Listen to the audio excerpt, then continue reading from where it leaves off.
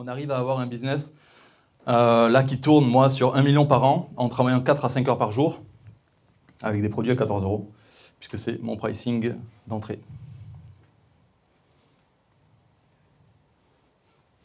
Ok, donc là, je vais vous parler vraiment de la pratique, de comment moi je suis passé en 4 mois de 0 à 358 000 € de ventes générées avec mon personal branding. Donc, il y a 5 mois, personne ne me connaissait. Puis, je suis passé donc de 0 à 11 000 followers qualifiés sur Insta. C'est aussi l'avantage du low ticket, c'est que ça permet d'avoir de la visibilité, puisqu'on peut dépenser en ads beaucoup plus que quand on le fait sur du high ticket. Ça m'a permis également de créer une communauté School à 1300 personnes. C'est une communauté payante. Et j'ai démarré avec 200 € de budget. Donc, qui suis-je? Là, c'est moi. Avant de démarrer le business en ligne, en gros, j'étais étudiant en sociologie. Et puis, je n'avais pas du tout d'idée de lancer le business. Mais il est arrivé un truc dans ma vie. Un jour, je rentre à la maison. Je vivais en colocation avec ma petite amie de l'époque. Et elle me dit « Assis-toi, j'ai un truc à t'annoncer. » Ma femme est russe. En général, quand elle me dit ça, il ne faut pas rigoler. Donc, je m'assois. Et elle me dit, en gros, ben, voilà, tu vas devenir père. Je suis enceinte. Et ça a bouleversé ma vie. Et donc, je me suis mis en tête de lancer un business en ligne pour voir mon enfant grandir. Et c'était la base de mon aventure entrepreneuriale. Donc, moi, je me suis spécialisé donc, sur le low ticket parce que je ne voulais pas montrer mon visage, que c'était en gros le truc facile. On lance des ads, on fait un bon copywriting, les gens payent et c'est terminé. Pas de livraison, on dirait. Donc, c'est un modèle qui est ultra scalable, mais ça demande des compétences en marketing, en publicité, en copywriting, il faut être créatif, etc. Et donc avec le temps, je me suis spécialisé là-dessus. J'ai fait pas mal d'argent jusqu'au jour où, en fait, donc quand ma fille est née, je commençais à faire un peu d'argent avec ça. Donc j'ai eu 9 mois pour me former, quoi. Le deuxième enfant, parce qu'après j'ai eu un deuxième enfant au bout de 2 ans, j'ai commencé à stabiliser les 10 cas par mois. Et ça, c'est mon concept, le baby scaling. En gros, à chaque bébé, je fais plus d'argent. Et le troisième enfant, je faisais 300 cas par mois. Et c'est là où j'ai rencontré Gérald, Yvan, etc. Et en gros, j'avais un business qui tournait tout seul. J'imprimais de l'argent tous les jours. Et je n'avais pas de livraison à faire. Donc, c'était vraiment le rêve. C'est la période du Covid. Je vendais des méditations guidées pour se relaxer. Parce que les gens étaient hyper anxieux à cette période-là. Et ça marchait super bien. Sauf qu'il y a eu une période où les coûts publicitaires ont augmenté sur Meta Ads, parce que c'était vraiment là-dessus que j'étais. C'est Yvan qui gérait mes ads, qui gère toujours mes ads. Et donc j'ai commencé pour augmenter la rentabilité, le low ticket ne suffisait pas, donc j'ai ajouté du high ticket. Et là, je suis rentré dans le monde du coaching, où tu dois, vu que moi je ne voulais pas mettre en avant sur les réseaux, recruter des coachs, recruter des sales. Et je suis arrivé à un pic où j'avais 23 personnes dans mon équipe, 13 coachs. C'était une plateforme santé qui s'appelle BodyMind. On accompagnait les femmes dans leur aventure pour se sentir mieux. On avait 4 coachs sportives, 4 naturopathes, 4 psychologues et une énergéticienne. Et donc ça fait 13 coachs à gérer, 10 personnes dans la sales team, hyper complexe à gérer. Et donc au bout d'un moment, j'en ai eu marre. Après 2 ans, on a accompagné plus de 2000 femmes sur un programme à 3 000 €. Et donc, ça a généré des millions, mais c'est hyper complexe à gérer. Et donc, je suis passé sur un modèle, je me mets en avant sur les réseaux. Et c'est ce que je vais vous partager. En gros, quel est le contexte actuel? Il y a 3 problèmes majeurs que moi j'ai identifiés. On est dans une crise de confiance. Le marché est de plus en plus mature sur l'infoprenariat. Il y a beaucoup de gens qui ont acheté du high ticket, qui ont été déçus, parce qu'il y a des grosses promesses à l'époque du Covid, etc. Et qui sont assez déçus. Donc il y a un problème de défiance sur le high ticket, sur les formations en général. Les prospects sont de plus en plus aware du marketing en ligne, c'est-à-dire tout ce qui est webinaire, VSL, call de vente, qui sont déguisés en coaching ou en formation gratuite. Ça marche beaucoup moins bien qu'avant. Il y a également de plus en plus d'appels non qualifiés. Des personnes qui arrivent en appel, qui savent ce qui va se passer. Et vous avez aussi beaucoup de personnes qui viennent en appel pour chercher des informations gratuites. Okay, donc ça, c'est des problèmes que j'ai identifiés quand j'avais une plateforme où je vendais du high ticket aussi. Il y a des coûts publicitaires en hausse, les CPM sont en hausse, du coup c'est plus difficile d'être rentable. Et le troisième truc, c'est qu'il y a de plus en plus de concurrents et une abondance de contenu gratuit sur les réseaux. Okay, donc les gens valorisent moins le contenu gratuit. Parce qu'il y a de plus en plus de créateurs de contenu. Par contre, les consommateurs, ça stagne assez, quoi. On sait qu'il y a 4 millions de personnes qui sont sur Meta, 4 milliards de personnes qui sont sur Meta, et on a atteint un plafond, mais il y a de plus en plus de créateurs de contenu. Du coup, le contenu gratuit est dévalorisé. Et c'est difficile en fait de compter que sur le trafic organique pour faire des ventes, puisque tu ne maîtrises pas. Tu ne sais pas en fait combien tu auras de vues le lendemain, dans un mois. Et donc du coup, c'est important d'ajouter de l'ADS. Donc ici, j'ai une question pour vous. Comment augmenter votre niveau de confiance envers votre audience? Est-ce que vous pouvez nous donner des pistes? Une transformation? Envers l'audience, les prospects qui ne te connaissent pas. Ok, preuve sociale. Ouais, ça c'est la preuve. Personal brand. Ouais, ok, démonstration. Personal brand, tu veux dire quoi par là? Créer du contenu. Ok, ouais. Où tu parles de données. Plus de contenu, ok. Du volume. Des résultats. Nurturing, ouais. Comment tu fais le nurturing? Passer du temps avec ton audience. Ouais. Et donc là, tu as une étude qui a été faite par Google. Ils ont analysé des milliers de data points sur comment est-ce que les gens passent à l'achat. Et il y a une règle qui sort, c'est la règle Google. Vous avez peut-être entendu déjà parler de ça. C'est qu'en gros, pour faire passer quelqu'un de inconnu à client, il faut qu'il ait passé 7 heures de contenu chez vous. Donc qu'il ait regardé beaucoup de contenu.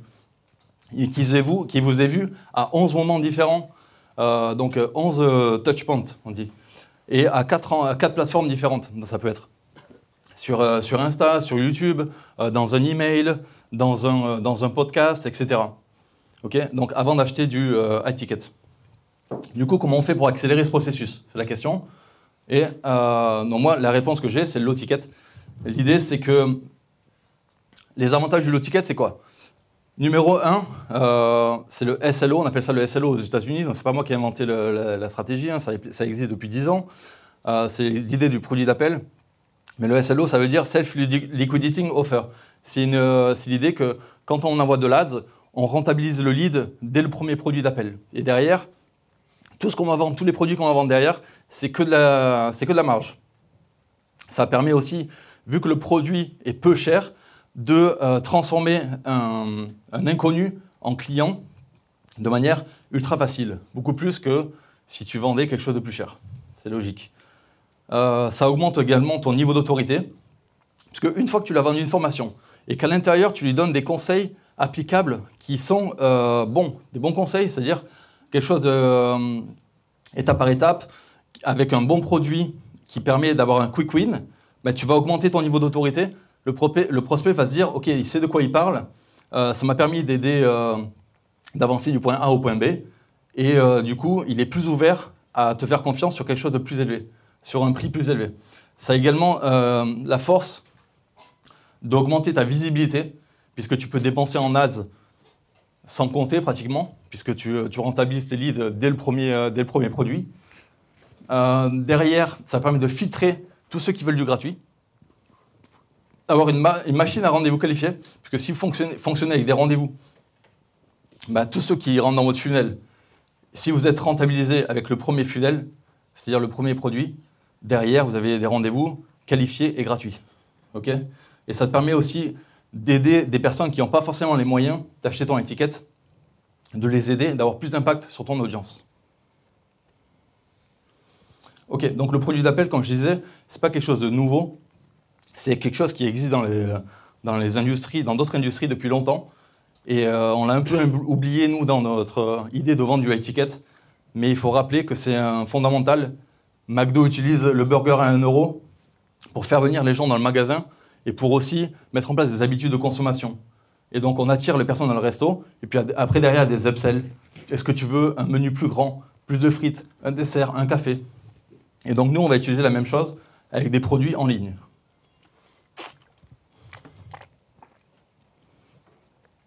Quels sont les leviers psychologiques derrière ça? Numéro 1, c'est plus facile d'obtenir un petit oui. C'est l'idée du pied dans la porte. C'est un achat émotionnel. Derrière, ça ouvre la porte à un plus grand oui, c'est un produit plus élevé, un produit plus cher. Il y a un pic de dopamine juste après l'achat qui fait que nous, on va pouvoir lui proposer des upsells juste après avec la technologie. On peut lui proposer des produits additionnels en relation avec ce qu'on lui vient de lui proposer. Donc ça permet d'augmenter le panier moyen. C'est un peu comme la friandise à la caisse du supermarché. Donc comment ça marche concrètement? Moi, j'ai mis en place ce que j'appelle le cycle de l'oseille. Et je vais vous expliquer comment ça fonctionne. Mais en gros, l'idée, c'est qu'il y a 3 phases. La phase 1, on sème. On va susciter la curiosité. On plante la graine dans le prospect. Ensuite, on va nourrir, créer un lien de confiance. Et la phase 3, c'est récolter pour vendre du high ticket sans forcer. Et moi, je vais vous expliquer comment je vends du high ticket sans call de vente. La phase 1, c'est semer. Donc l'objectif, c'est de susciter la curiosité, de planter la graine pour conscientiser le problème dans la tête de vos prospects. Là, on est sur des prospects qui sont vraiment froids, qui ne vous connaissent pas. Donc comment est-ce qu'on fait? On va créer du contenu court, authentique, sur 3 piliers, qui sont le qui, quoi et les preuves que ça marche. Donc le qui, c'est quelles sont vos valeurs principales de vie, quelles sont vos convictions, votre expérience de vie, votre storytelling, votre philosophie de vie, un peu de votre lifestyle. Et je vous montrerai après mon Instagram. Mais en gros, moi, ce que j'ai fait, c'est que la plupart de mon contenu tourne autour de qui je suis. Et ça permet que les gens s'attachent à qui je suis. Parce ceux qui vont les accrocher en premier, c'est vraiment qu'ils vont connecter avec vous, avec votre personnalité. On est dans l'ère de la personal brand. Les gens, ils achètent d'abord le coach plus que la méthode. Il ne faut pas oublier ça, c'est hyper important. Après, forcément, il faut donner le quoi, c'est-à-dire votre méthode, votre mécanisme unique, comment est-ce que ça fonctionne, des conseils pratiques, des stratégies, etc. Et après, les preuves que ça marche. Donc ici, ça va être des social proof, ça va être des résultats que vous avez mis en place dans votre business, ça va être, ou des résultats, enfin, vous n'allez pas forcément être dans la niche business, mais des résultats que vous avez mis en place. Et vous pouvez aussi créer, si vous n'avez pas encore de social proof, créer des case studies qui sont des projections de votre méthode. Vous mettez à la place de votre prospect et vous faites des projections. Si la personne est dans la situation A, vous allez pouvoir créer un parcours client fictif. Mais ça va permettre de se projeter. Après, moi, j'ai testé le building public. Donc ça, c'est hyper puissant. Et je recommande vraiment à tous ceux qui sont sur les réseaux de le tester. Et l'idée, c'est de documenter ce que vous faites. Vous allez vous mettre dans la tête d'un prospect, quel est son problème, et vous allez essayer de le résoudre. Soit en prenant l'exemple d'un prospect, vous allez prendre un client ou quelqu'un que vous allez faire une prestation gratuite, et vous allez l'amener du point A au point B, et vous allez filmer tout ça. Vous allez le documenter. Ça va permettre en fait de créer une vraie connexion avec votre audience, surtout qu'on ne sait pas en fait si ça va réussir ou non. Et tout l'enjeu est de montrer à quel point vous prenez un risque en faisant ce building public. Un building public qui marche, c'est un building public où si ça foire, tu prends un vrai risque. Et du coup, les gens ressentent le courage que tu as de te mettre en avant malgré le risque que tu as d'échouer. Et ça, j'ai l'impression que c'est vraiment un truc qui est hyper important dans ton building public. C'est l'enjeu que tu mets derrière ce que tu documentes. Donc en gros, moi j'avais fait un building public qui était comment je vais passer de 0 à 100 000 euros de générer en 30 jours avec 0 audience.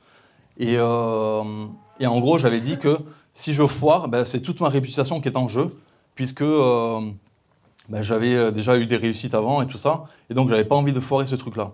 Et donc les gens ont suivi. Et l'avantage de ça, c'est que j'ai créé la formation en fonction de leurs besoins.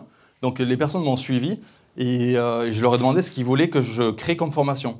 Et j'en suis venu à créer la formation avec eux, avec les bons angles, etc. Donc quand j'ai fait mon lancement de formation, je l'ai fait en ads, mais aussi en organique, ce qui m'a fait avoir des gros ROAS, des bons retours sur investissement. Au niveau de la méthode aussi, il y a quelque chose qui est intéressant, c'est de faire du contenu court avec un mot-clé en call to action. Donc à la fin de votre Reels, vous allez dire commente méthode pour recevoir ma méthode en DM. Derrière, avec un mini chat, vous envoyez sur du format long. Et vous allez faire une mini VSL sur YouTube dans laquelle vous allez pouvoir rentrer un peu plus en profondeur dans le sujet. Et ça, derrière, si vous avez en plus d'autres vidéos sur YouTube, la personne va pouvoir bâtir votre contenu et va pouvoir passer à l'action sur du high ticket beaucoup plus facilement. Et vous rentabilisez le lead avec votre low ticket qui est ici en bio et qui permet de rentabiliser aussi le trafic que vous sponsorisez.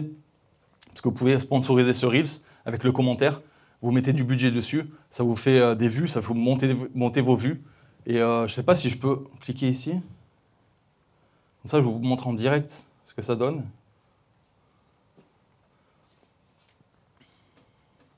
Ouais, ok, c'est bon. Donc moi, en gros, les Reels que j'ai sponsorisés, je vais essayer de les retrouver pour vous montrer exactement ce que j'ai sponsorisé. Là, j'avais sponsorisé celui-là. Vous voyez, il y a 242 000 vues.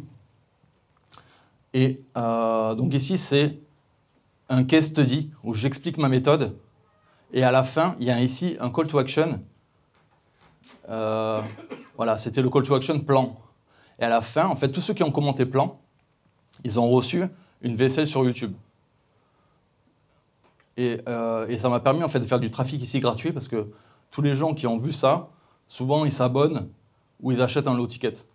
En fait, ici, il suffit qu'il y ait 1% des personnes qui achètent le low ticket pour rentabiliser le trafic. Donc c'est vraiment du trafic gratuit et ça permet d'avoir des vues et des abonnés assez rapidement, quoi. J'en avais d'autres, mais je ne sais pas si je peux les retrouver là. Vous voyez, moi je mets beaucoup en avant ma famille. Mes core values, en fait, c'est la famille, c'est plus important que le business.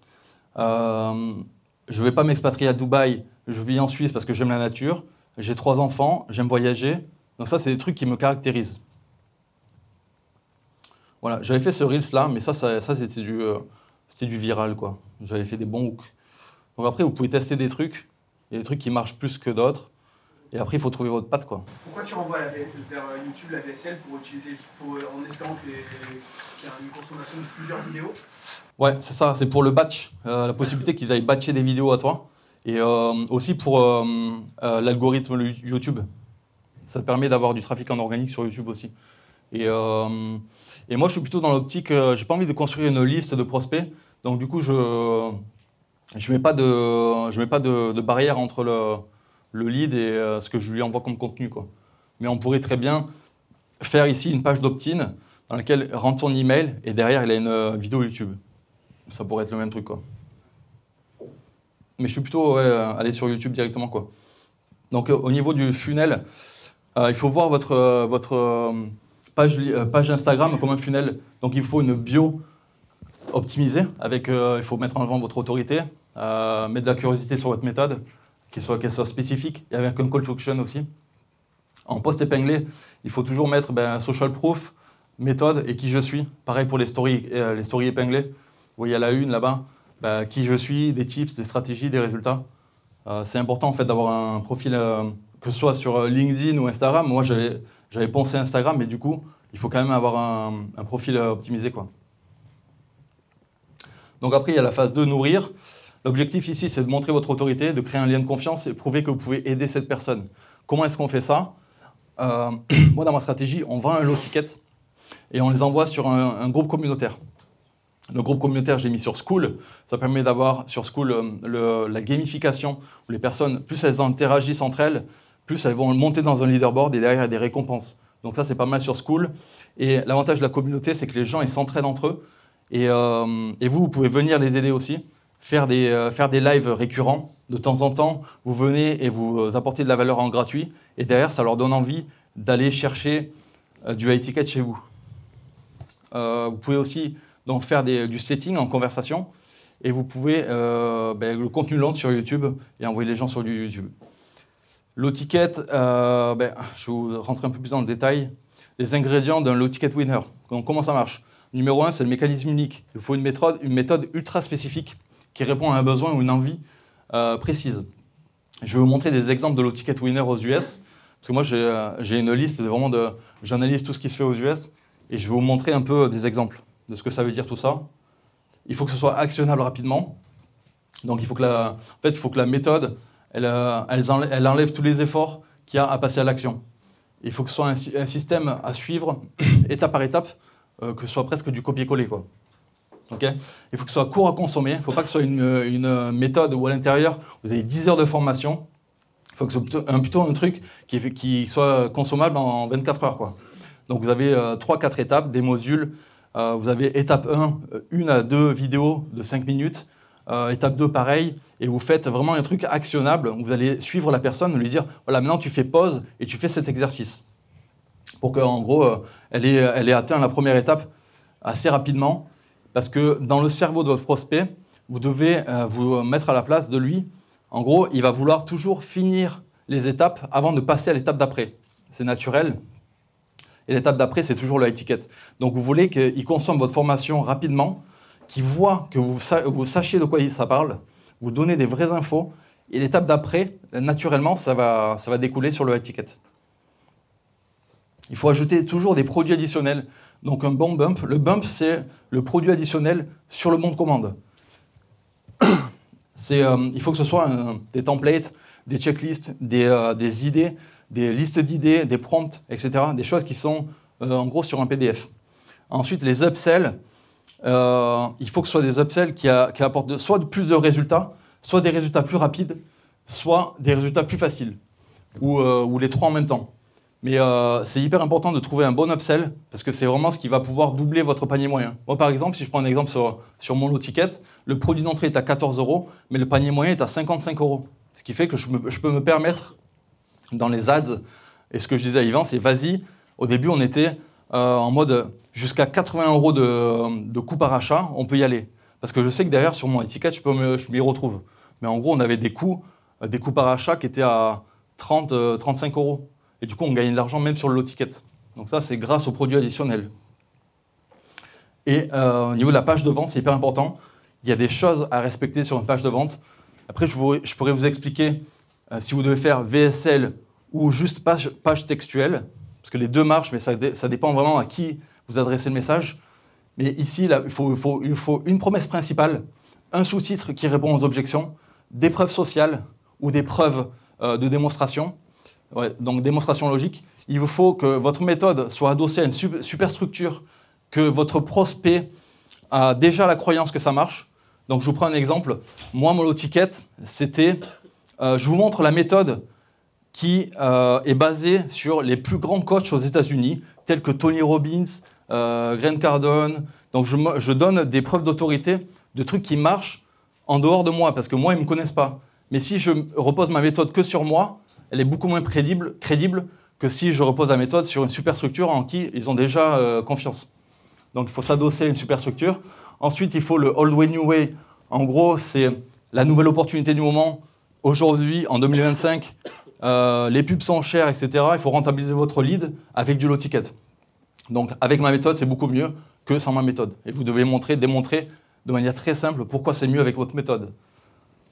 Le problème structurel actuel, donc ça, c'est il faut identifier un problème actuel sur le marché auquel vos concurrents n'ont pas répondu encore. Et si vous arrivez à trouver ça, vous allez vous positionner et ça va être hyper facile au niveau de l'acquisition. Donc ça, c'est quelque chose qui est très peu fait sur le marché français, mais moi j'adore faire ça. Et vous allez toujours trouver un problème structurel actuel sur lequel vous allez pouvoir surfer. Il faut maximum 3-4 étapes. Il faut expliquer dans votre page de vente les étapes. En étape 1, tu dois faire ça. En étape 2, tu dois faire ça. Il faut qu'ils sachent exactement le process. Il faut du storytelling et présenter les bonus. C'est hyper important d'avoir des bonus gratuits.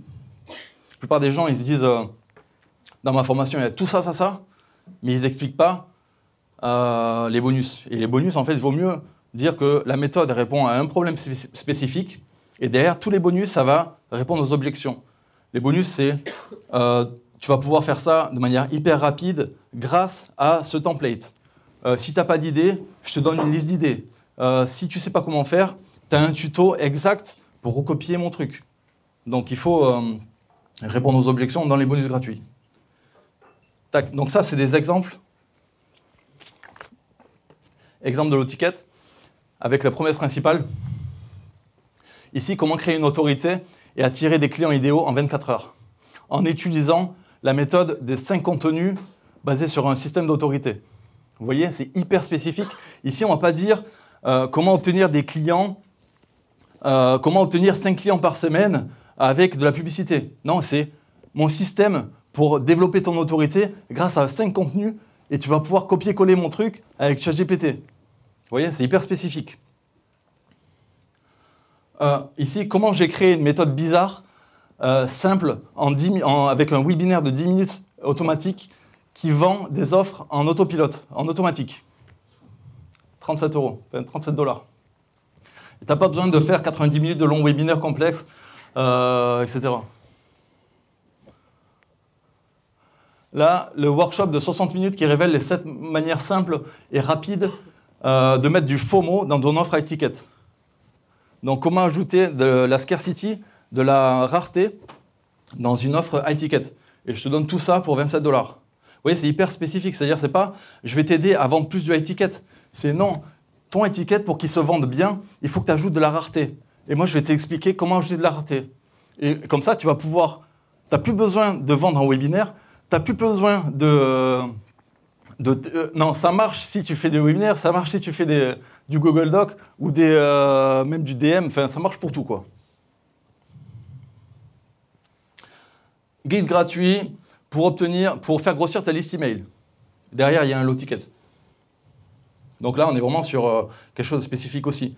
Attirer 1000 prospects qualifiés dans ta newsletter en 30 jours. Voilà. Donc la phase 3, c'est comment vendre du high ticket sans forcer. Et donc ici, ça va se jouer, les workshops. Les workshops, c'est dans votre communauté. Vous allez venir avec une thématique tous les 15 jours ou une fois par mois. Et vous allez venir à la fin faire un appel to action, un call to action vers soit un appel, soit directement vous présenter votre offre et les gens y payent. Vous allez devoir faire des webis, c'est un peu la même chose. Donc vous pouvez relancer tous vos prospects que vous avez fait rentrer le mois d'avant sur un Webi et leur vendre le truc, soit par call, soit directement en Google Doc. Je peux aussi vous partager ce retour d'expérience-là. C'est que tous les clients que j'ai fait rentrer, au départ, je voulais faire que du Google Doc.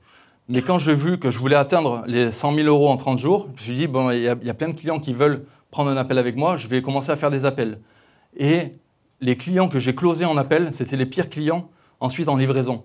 Et c'est ceux qui sont jamais contents, qui veulent toujours plus de résultats, qui te demandent de tout faire pour eux. Ils veulent, en gros, ils veulent travailler le moins et tout ça. Et donc moi, je me suis dit, aujourd'hui, je ne fais plus d'appels de vente parce que je target des personnes qui sont assez avancées en stade de business pour me dire, je leur donne juste exactement ce qu'il y a dans l'offre. Donc c'est sur un Google Doc, je peux le modifier quand je veux. C'est-à-dire l'offre, je sais que je fais augmenter les tarifs tous les mois et c'est les meilleurs clients. Donc c'est pour ça que moi, je vais décider de faire que du Google Doc aujourd'hui.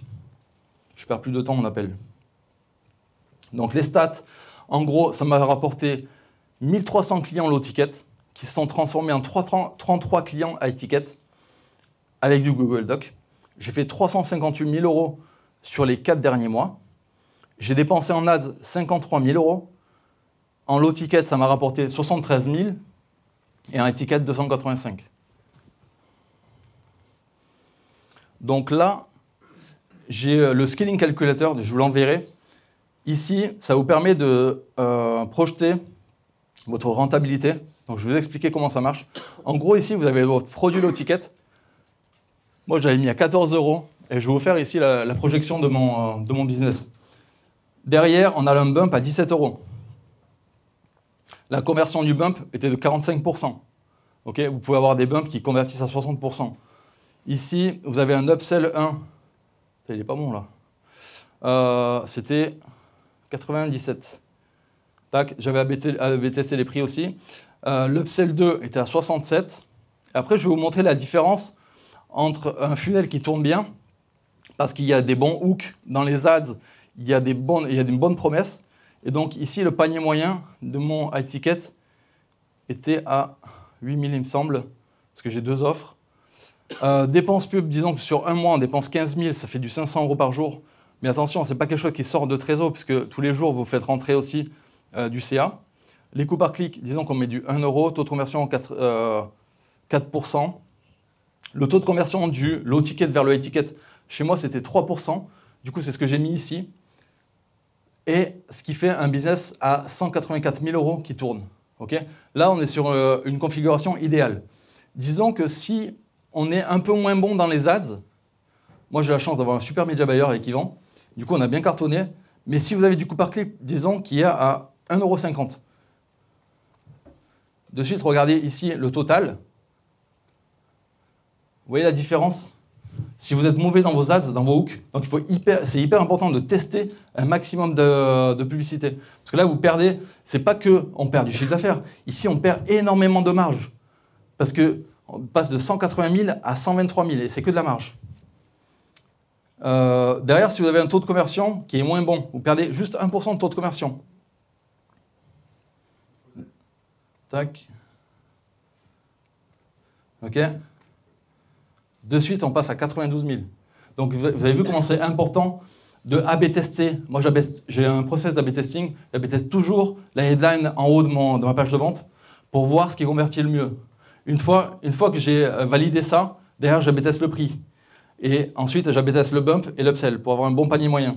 Mais en gros, ce que je vais vous montrer ici, c'est que c'est hyper important de regarder votre top acquisition, c'est-à-dire les ads, les hooks, les headlines. Et on avait bien travaillé avec Yvan ça, ce qui nous a permis d'avoir un funnel qui tourne tout seul, quoi. Et aujourd'hui, j'ai plus besoin de travailler dessus, parce que j'ai un truc winner. Et après, derrière, ce qu'il va falloir travailler, c'est votre taux de conversion, votre taux d'upgrade. Moi, ce n'était pas trop mon focus, parce que dès le mois 1, je fais rentrer 11 clients, j'étais sous l'eau après sur la livraison, parce que je tiens absolument à faire que du one-to-one. Je ne recrute aucun coach. Et du coup, j'avais que 3% de conversion sur la étiquette. Mais si vous passez ici à 5%, boum, vous repartez sur un business qui tombe bien, à 140 000 € de chiffre d'affaires. Avec, attention, on a 15 000 € de budget pub. Après, ça dépend aussi de votre offre. Si vous avez une offre à étiquette à 1 500 €, bah, c'est moins scalable. Vous voyez? Là, on est sur un x2 ROI. Mais derrière, si vous allez chercher, normalement, si vous vendez du 1 500 €, c'est que vous êtes sur une audience beaucoup moins chère en ads. Donc, du coup, ici, vous allez pouvoir aller chercher du 0,6 en taux par clic. Et donc, on se retrouve sur un truc à 100 000 quand même par mois. Donc voilà, ici, c'était juste faire la démonstration de à quel point c'est important de checker toutes les étapes de votre funnel et les optimiser une à une. Tac. Exemple low ticket, je vous ai montré déjà. Ah oui, ça c'est mes clients. Donc ici, nous, on avait travaillé avec JP, on lui a fait un funnel low ticket communautaire qui avait bien marché. Là, ici, dans le fitness, avec Wiremom, on les a fait passer de 9 000 € par mois à 45 000 par mois avec des coûts par appel qui sont de zéro. Ils gagnaient de l'argent sur le low ticket. Pareil, dans le fitness, Julien Castro, coût par appel 0 €. Ce qui permet aussi d'être moins stressé sur votre acquisition. Parce que si vous êtes en appel, vous savez, votre appel, il coûte 100, 200, 300 €. Vous avez un putain de stress de closer. Alors que là, tous les coûts par appel, ils sont à 0 et vous êtes tranquille. Kevin Ben dans la relation. Pareil, on a passé les 100 000 € par mois, coût par appel 0 €.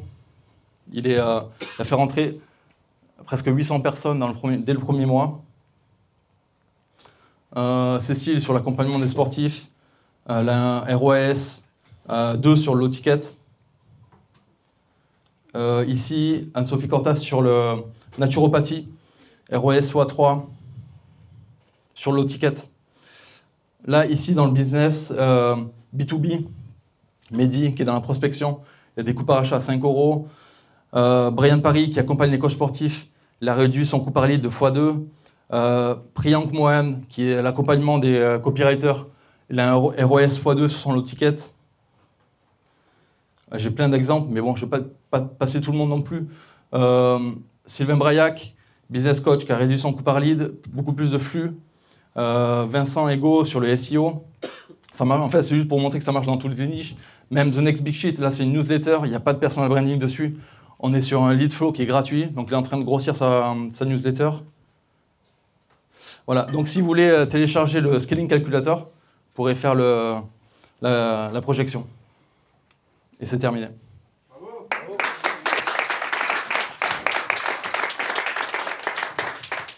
J'ai le micro s'il y a des questions. Merci Olivier. Yes, le petit Louis qui nous vient de Lyon.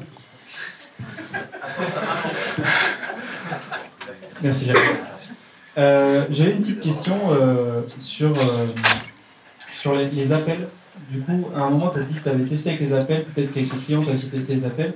Ça générait beaucoup d'appels aussi, le ticket ou alors, Ah ouais. Ok. Ouais. Le taux d'appel pris sur le nombre de leads. En fait, ça dépend ce que tu fais aussi. Parce que moi, la plupart de mes clients, ils mettaient une page d'opt-in avant le low ticket, ce qui permet de faire entrer un maximum de leads. Après, tu peux aller chercher soit des appels que sur les clients. Là, c'est vraiment facile parce que tu n'as que des clients qui ont déjà mis ta CB. Donc, le closing est hyper facile. Tu as un taux de show rate qui est hyper élevé, un taux de qualification. C'est un régal. Après, si tu veux aller sur les prospects, bah, tu peux aller chercher plus d'appels en envoyant tes prospects en appel aussi. Donc, tu peux faire les deux. Mais en gros, un bon taux d'appel, c'est 20% sur ceux qui ont acheté le low ticket et entre 10 et 15% sur les prospects, quoi. Ça dépend après à quel point tu es fort en DM aussi. Si tu vas aller citer tout le monde, si tu appelles tes prospects, si tu appelles tous tes clients. Moi, je recommande tous les clients qui achètent ton low ticket, tu les appelles pour demander s'ils ont besoin d'aide, etc. Tu les envoies en call de vente après, directement. Et tu parlais différence entre page de vente et VSL. Ah ouais, page de vente et VSL. Donc du coup, ça dépend de le pic émotionnel de ton prospect, s'il est en émotion haute ou basse. Et ça dépend ce que tu vends et à qui. Donc par exemple, dans tout ce qui est santé, perte de poids, tout ce qui est où les personnes elles ont des fortes douleurs, des douleurs émotionnelles fortes, elles sont en émotion basse. Et du coup, elles vont être plus axées, elles vont être plus à même à regarder la VSL, même si elle est longue. Elles ont besoin de temps avant de passer à l'achat. Si tu es en high emotional peak, donc émotion haute, c'est des personnes qui ils veulent avoir des résultats rapides. Donc en gros, là, c'est les promesses de gagner plus d'argent, d'avoir des résultats rapides, méthode magique, etc. Et ça, il faut une page de vente qui soit hyper claire dès le début. Et vous allez avoir des meilleurs résultats avec des pages de vente visuelles. Voilà, ça dépend ce que tu vends, quoi. Tu as un peu répondu à ma question, mais en fait, c'était pour connaître le parcours client une fois que quelqu'un a acheté ton low ticket. Donc, tu as dit que tu les appelais par téléphone. Mais comment tu fais pour vendre à quelqu'un un high ticket? Est-ce que tu lui vends encore le petit upsell à 60 € ou... Non. En fait, soit ils achètent les upsells immédiatement, c'est des one-click upsells, donc facile pour acheter. Soit ils ne les achètent pas, et à ce moment-là, toi, tu vas pitcher que ton offre high ticket. Et ce que tu fais en fait dans l'appel, c'est écoute, je viens de voir que tu viens d'acheter mon low ticket, félicitations, etc. Moi, je suis là pour t'aider. Ce que j'aimerais qu'on fasse ensemble, c'est que déjà, tu regardes la formation, on se pose un rendez-vous dans 5 jours, le temps que tu aies tout regardé, et puis ensuite, je t'aide à passer à l'étape d'après. Voilà. Tu as 4 étapes à faire, tu regardes vidéo 1, vidéo 2, vidéo 4, et une fois que tu as regardé toutes les vidéos, on s'appelle et je t'aide à passer à l'étape d'après. Tu bookes un appel. Non, on ne vend rien d'autre. Si, ouais, séquence email aussi, séquence book call. Tous ceux qui ont acheté le low ticket, tu les envoies sur une séquence book call pour envoyer vers un call de vente. Et tu vends l'étape d'après à chaque fois. C'est la personnalisation, le suivi, etc., quoi.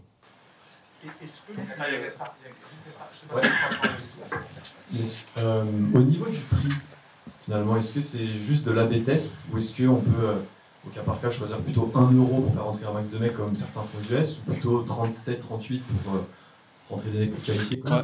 Là, ça dépend de l'objectif business. Si tu es prêt à perdre de l'argent sur ton lead ou pas. Et après, il faut voir aussi à qui tu t'adresses.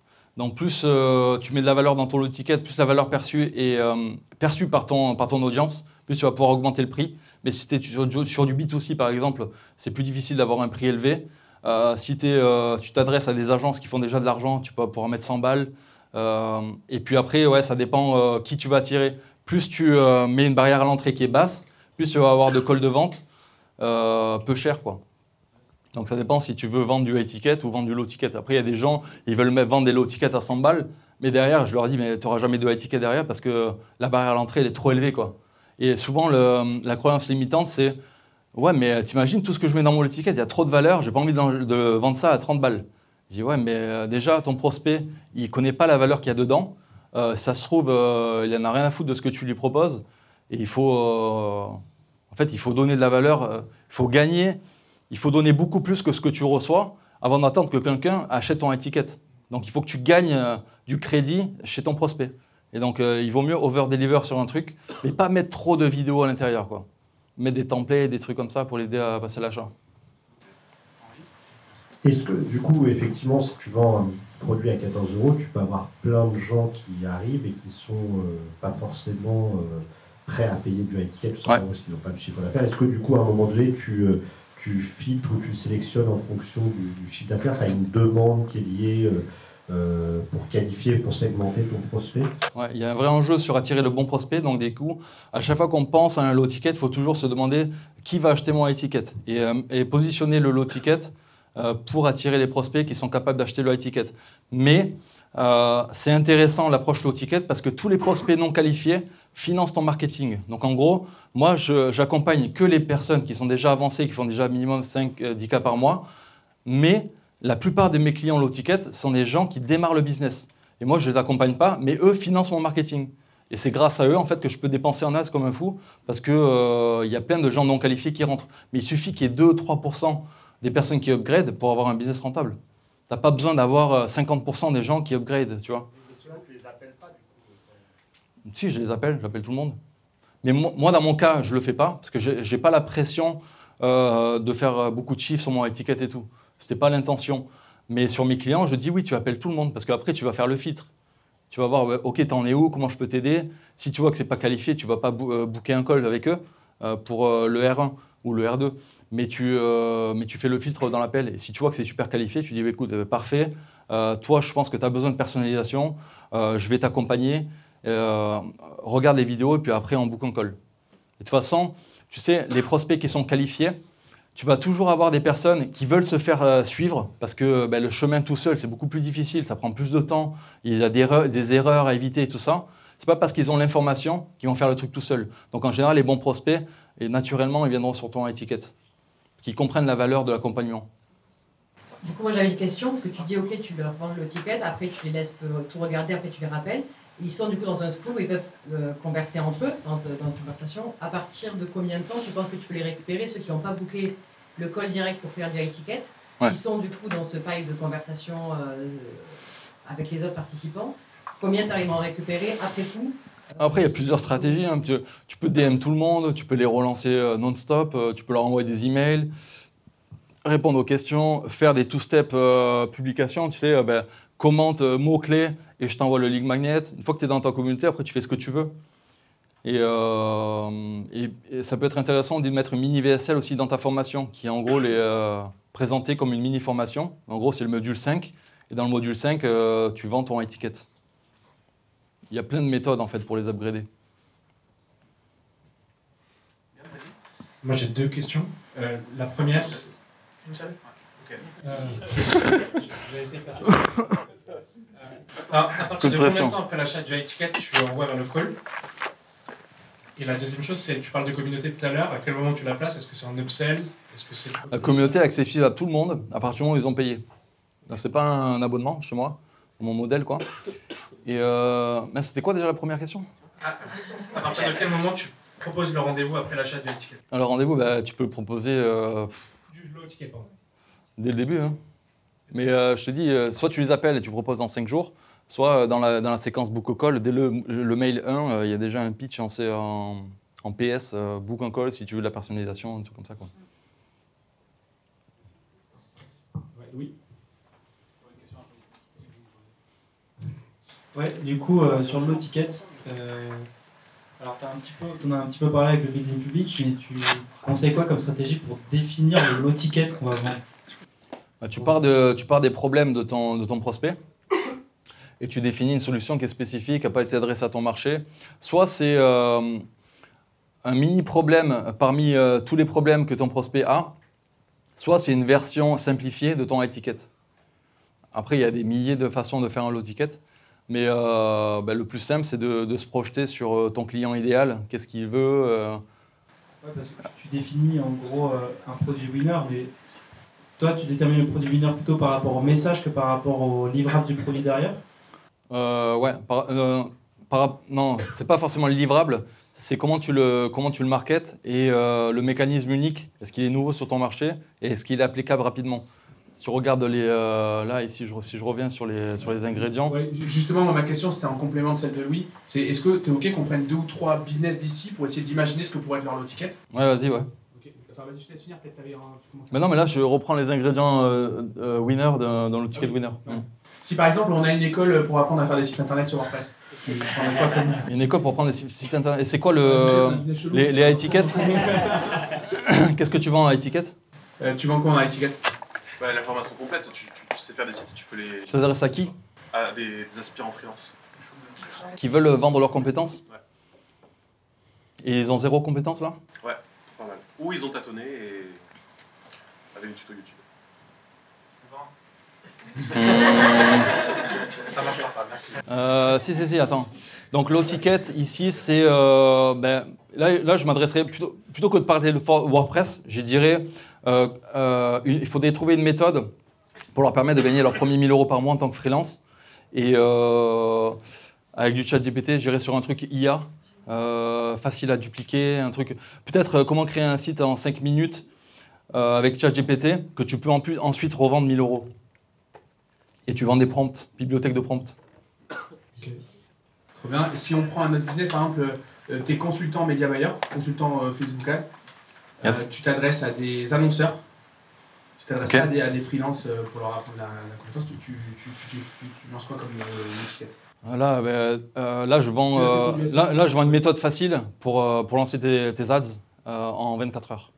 Avec un mécanisme qui est l'IA va tout faire pour toi sur Meta. Par exemple, utiliser l'IA Meta, on l'a fait avec Yvan, mais toi, tu as un autre mécanisme, donc c'est OK.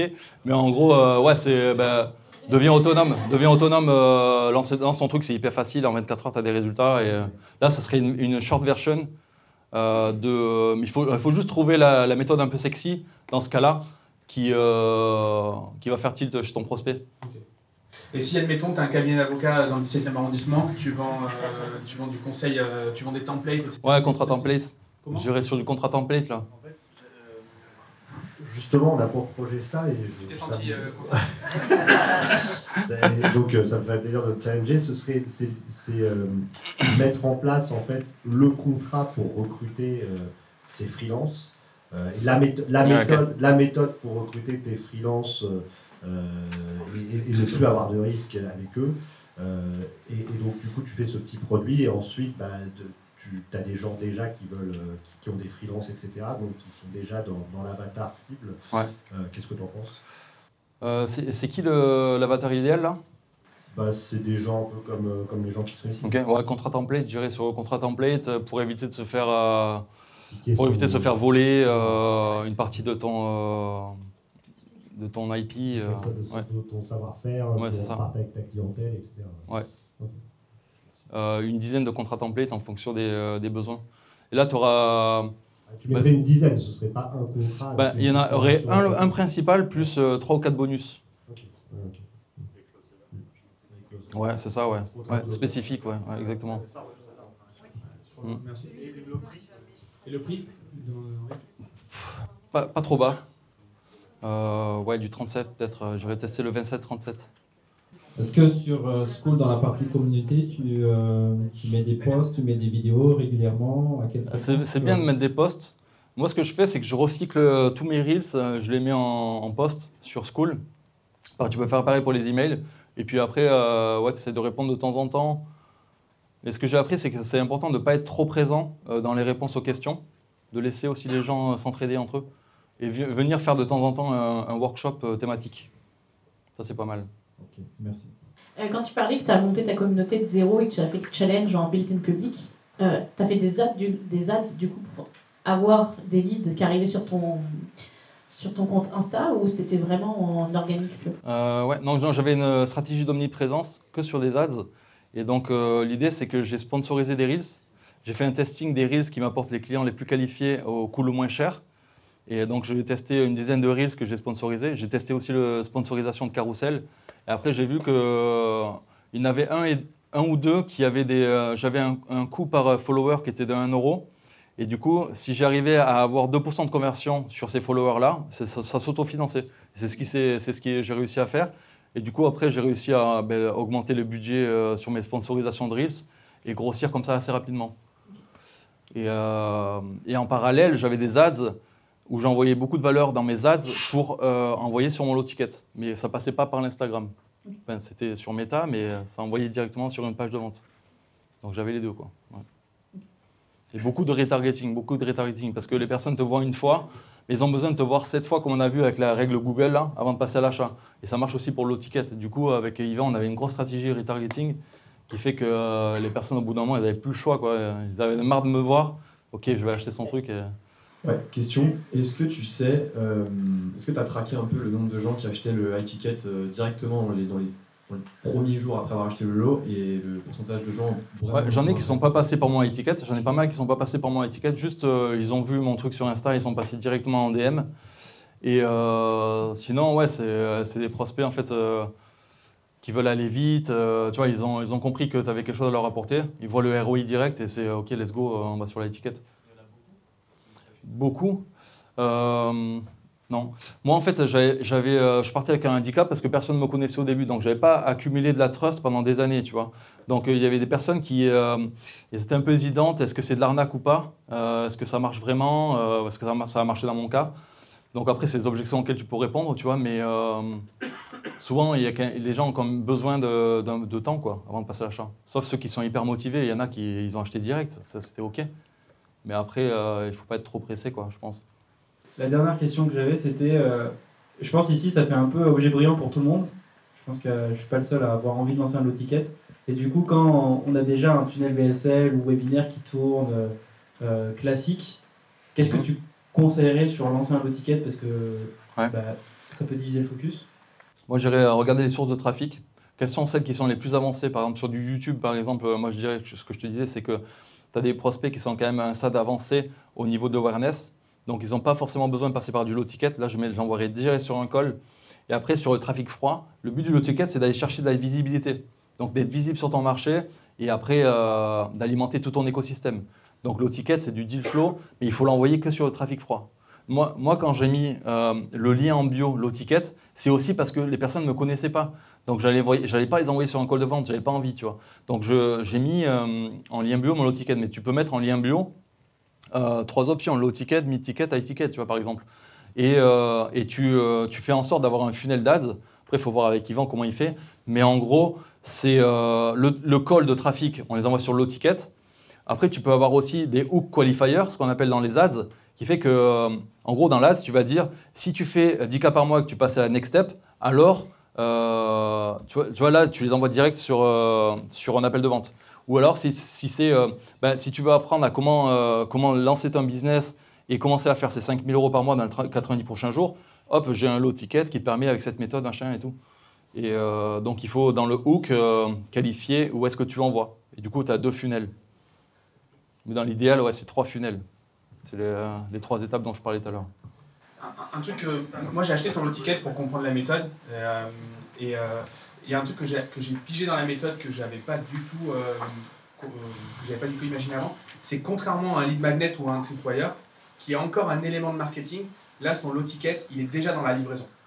Parce qu'en fait très souvent on dit un lead magnet qui est trop dans la livraison, qui est trop dans le comment on fait, c'est un lead magnet qui va flopper. Là il y a quand même cette nuance là. Donc on est, voilà, ton produit est un vrai produit, c'est pas un élément de marketing payant. Ouais, sinon ça fausse le truc. C'était la grosse prise de conscience quand j'ai consommé ton low ticket. Disons que ça fausse le truc. Après, il ne faut pas aller trop dans l'excès non plus, de dire ouais, je balance tout en low ticket, je mets de la valeur à fond. Il faut, étape par étape, tu fuis le truc, mais il faut... c'est des conseils débutants, quoi.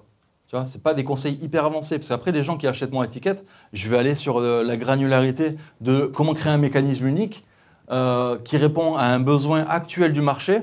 Ça, je ne donne pas dans mon low ticket, parce que en fait, les gens, ils comprendraient même pas, tu vois.